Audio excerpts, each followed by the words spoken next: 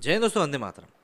PFI के ऊपर ban लग चुका है और ऑब्वियस सी बात है, पीएफआई के ऊपर अब जब बैन लग गया है तो उससे जुड़ी हुई चीज़ों के बारे में बातें होंगी।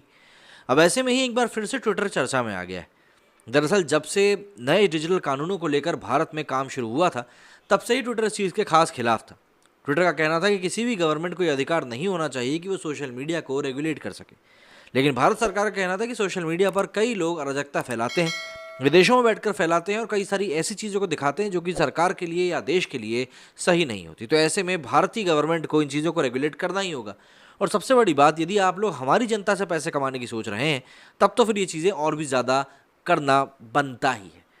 तो ट्विटर और भारतीय गवर्नमेंट ये शुरुआत से ही एक दूसरे के आमने सामने थे। और अब ऐसे में जबकि पीएफआई के ऊपर बैन लगने की बात चल रही है या बैन लग चुका है, तब एक बार फिर से ट्विटर का एक ऐसा ही कारनामा सबके निकल कर सामने आ गया है। देश विरोधी गतिविधियों को लेकर केंद्र की नरेंद्र मोदी सरकार द्वारा पॉपुलर फ्रंट ऑफ इंडिया पर प्रतिबंध लगाने के बाद भी सोशल मीडिया साइट ट्विटर पर कोई खास फर्क पड़ा नहीं। ट्विटर पीएफआई से जुड़े हैंडल्स को अभी भी ब्लू टिक देकर उसे एमिनेंट मतलब कि प्रख्यात का दर्जा दिए हुए। पीएफआई का यह हैंडल कर्नाटका शाखा की पॉपुलर फ्रंट कर्नाटका नाम के ट्विटर हैंडल से 27 सितंबर 2022 की रात को पीएफआई के नेताओं को रिलीज करने की मांग भी करी गई। यह वही समस्या है जब इसके 300 से भी ज़्यादा नेताओं को गिरफ्तार करने के बाद केंद्र ने इस पर 5 साल के लिए बैन लगाने का निर्णय लिया था।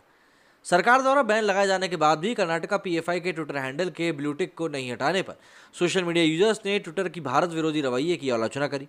लेकिन आनंद रंगनाथन ने भी इसको लेकर ट्वीट कर दिया। अब देखिए, रंगनाथन ने कहा कि यह अविश्वसनीय है कि आतंकी गतिविधियों को लेकर पीएफआई पर प्रतिबंध के बावजूद ट्विटर अभी भी पीएफआई कर्नाटका को न केवल उनकी वेरीफाइड टिक दिए हुए है, बल्कि अपने ही नियमों का उल्लंघन करते हुए भारत विरोधी इस्लामवादी प्रचार भी फैला रहा है। बता दें कि मोदी सरकार ने सोशल मीडिया की जवाबदेही तय करने की बात कही थी, तब यही ट्विटर कोर्ट में चला गया था। इसके पहले भारत विरोधी कंटेंट को हटाने के लिए भारत सरकार द्वारा बार बार कहने के बावजूद ट्विटर किसान आंदोलन के समय उन कंटेंट को नहीं हटा रहा था। और इसी साल मार्च में दिल्ली हाई कोर्ट ट्विटर को फटकार चुका है।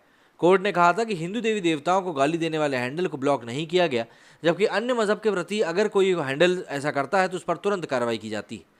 बस यही बात है। और ये वही ट्विटर भी है जो वो लद्दाख को चीन का हिस्सा भी दिखा चुका है। इसके अलावा B.1.617 को कोरोना का भारतीय वेरिएंट बताने को लेकर भी आगे बढ़ा चुका है और भाजपा नेताओं के कंटेंट्स पर भ्रामक मीडिया का टैग भी लगा चुका है।